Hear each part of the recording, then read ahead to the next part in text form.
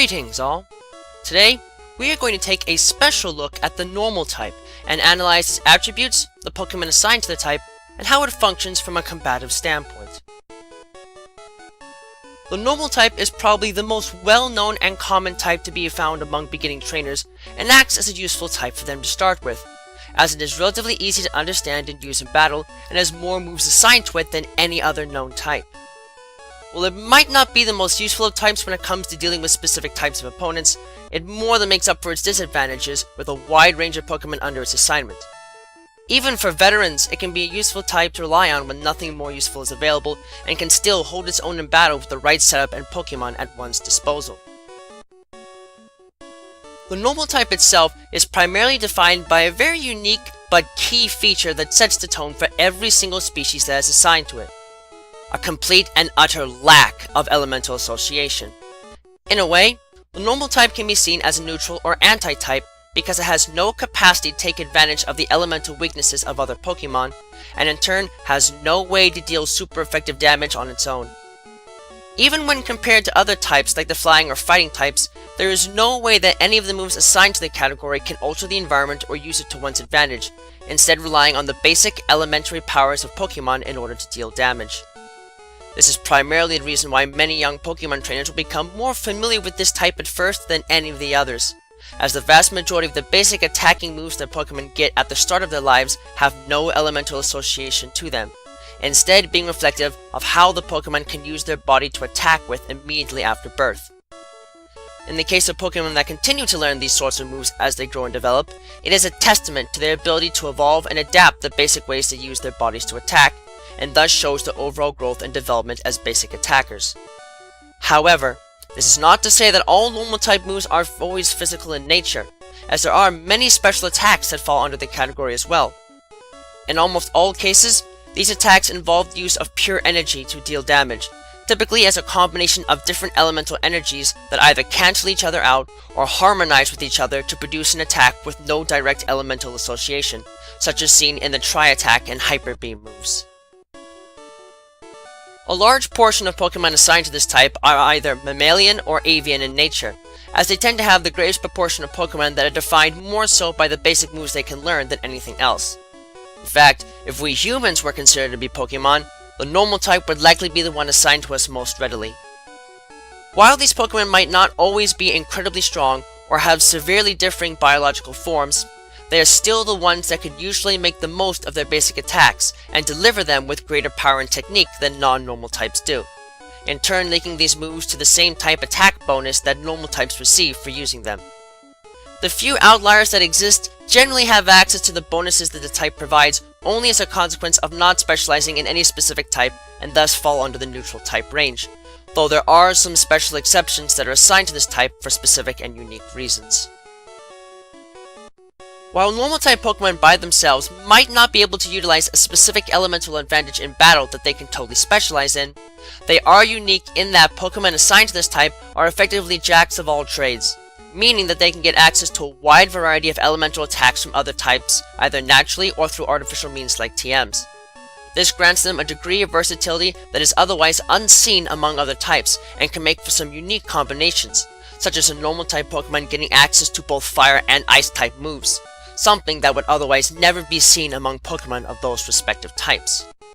While this does not necessarily help them in the stab department, it does enable users of the type to employ complex battle strategies with different types to help cover a great deal of weaknesses, which is useful as the normal type only has one true weakness to it and thus can handle a wide variety of different opponents with the right moves and setup. As such, having to face a Pokemon of this type can prove to be a bit of a wild card, as their tremendous move variety grants them access to a wide variety of strategies that can be difficult to predict, even if one is knowledgeable about the particular species of Pokemon they are facing.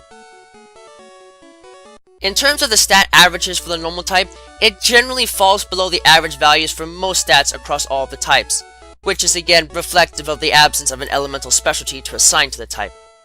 With that said though, it is noted that the Pokemon assigned to this type have a wide variety of base stat assignments, with normal-type Pokemon specializing in a wide variety of stat specialties and therefore access to varying strategies in battle, depending upon what they perform the best in.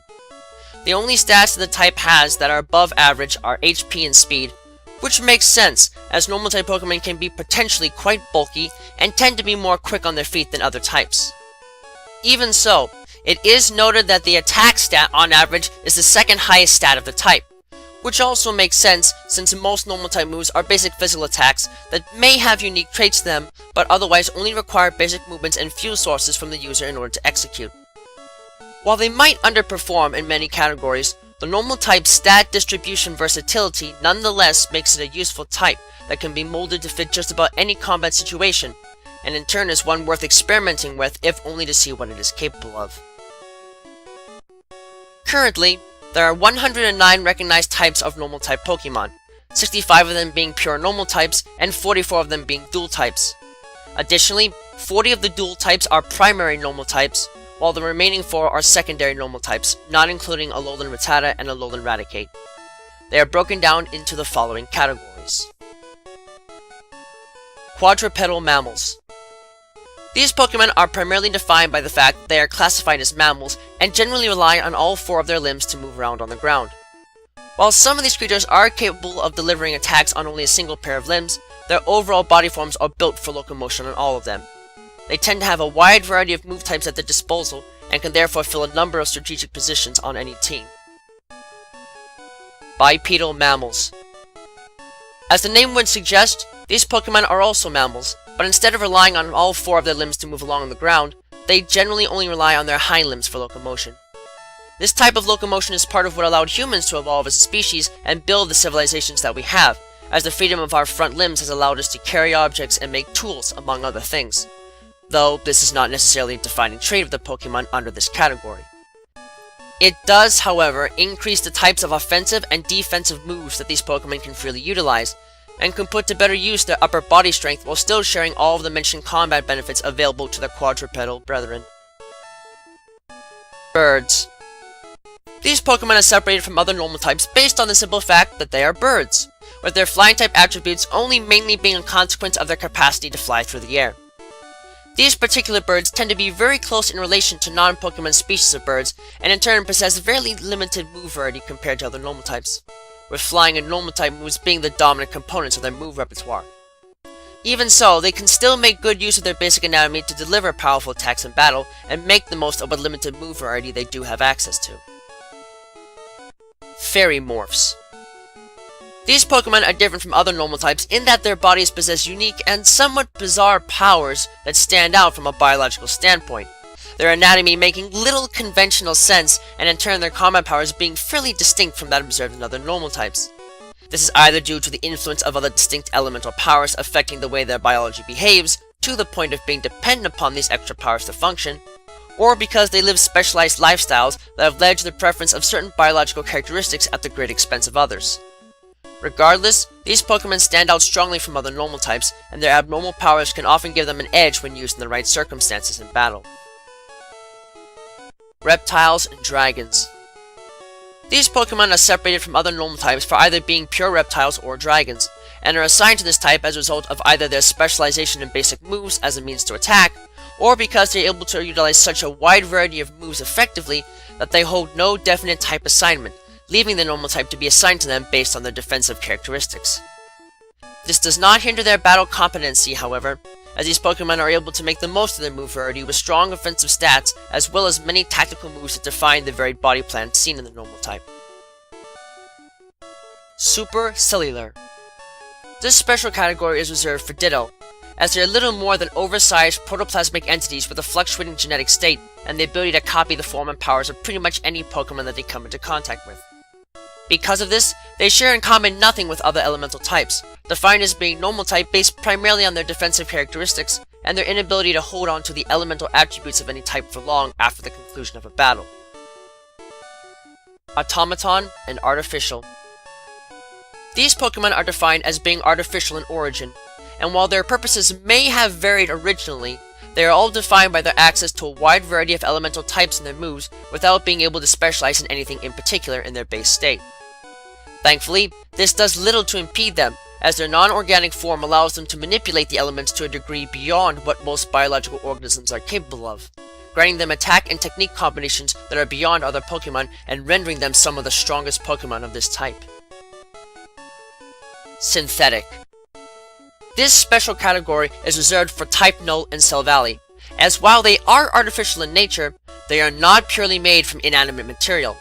Instead, they were created from robotic components in their skeletons and cellular tissue taken from a variety of different life forms, cultured together into a single mass, with the robotic components serving as a check to keep their immune system from going out of control and generating mass tissue rejection.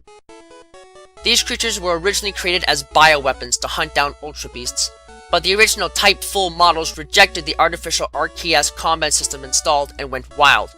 forcing the placement of a control mask on their heads and causing them to be designated as Type Null from then on. It was only later that it was observed that they possessed the friendship gene, and that only an exceptionally close bond would be enough to allow them to fully control the Archaeas system, evolving into Cell Valley and acquiring the full array of powers in the process. Super Entity. This special category is reserved for Archaeas, the supposed creator of our universe. Very little is known about this creature, as it has only been interacted with on a few small occasions throughout the course of human history,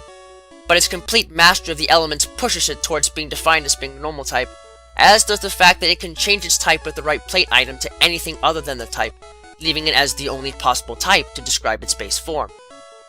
This beast is by far one of the most powerful Pokémon known to exist, and while its true nature and origins may be unknown, it is a fierce fighter more than capable of bringing judgment upon all those that defy its will. In looking at the normal type's advantages and disadvantages in battle, in terms of offense, the normal type has 0 advantages, 2 disadvantages, and 1 immunity. The type is at a disadvantage against rock types, as its lack of armor-breaking attributes means that normal type attacks are unable to easily penetrate rocky armor, weakening their overall impact as a result. The type is also at a disadvantage against steel types for similar reasons, lacking the armor-breaking attributes needed to penetrate metallic armor. Furthermore, the type has no effect on ghost types under normal circumstances, as the lack of a definite and completely physical state for most ghost types means that the basic moves of other Pokémon have no effect on them, the lack of elemental energy providing little that can be transmitted across their ethereal forms. Defensively speaking, the normal type has 0 advantages, 1 weakness, and 1 immunity. The type is weak to the fighting type because normal types on their own lack any form of elemental or physical energy force that can help to reduce damage against the armor-breaking nature of this type, thus leaving their bodies more vulnerable to attacks of the type than one might normally expect. The type has 1 surprising immunity to the ghost type, and this is due to there being a lack of a distinct energy signature for ghost type moves to lock onto. Because of their ethereal nature, the spiritual energy used in ghost type attacks primarily relies on locking onto and attacking a distinct energy signature, which is influenced heavily by the spiritual energy used in the attack to deal damage. Without this to lock onto, the spiritual energy dissipates and the normal type target is left completely unaffected. As far as using the normal type in battle goes, it is probably the easiest type for trainers to get accustomed to at a young age, and serves its purpose well as a training type for its limited vulnerabilities and specialties. However, this comes with the disadvantage that most normal type Pokemon are on the weaker side, and do not have a ton to offer from a competitive standpoint. This is why they are generally designated as a training type for most, as few Pokemon under this type can gain access to the stats needed to be a severe threat in battle.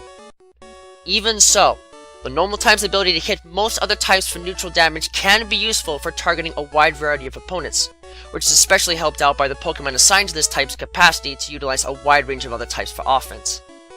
Moreover, the fact that it only has 1 weakness and even an immunity to a type makes it great on defense, as few opponents will be able to deal super effective damage against the type. This is further helped out by the fact that most normal type Pokemon are calm-natured and easy to train and form bonds with, allowing trainers to pull out the most power they can offer fairly quickly and effectively, additionally acting as a social buffer in parties to help other teammates get along. It may take more time to master and use effectively than some other types, but the sheer versatility of the normal type nonetheless makes it a great choice to include on a team, and more than worth investing in if you're looking to throw a wild card or two at the opposition in the heat of battle.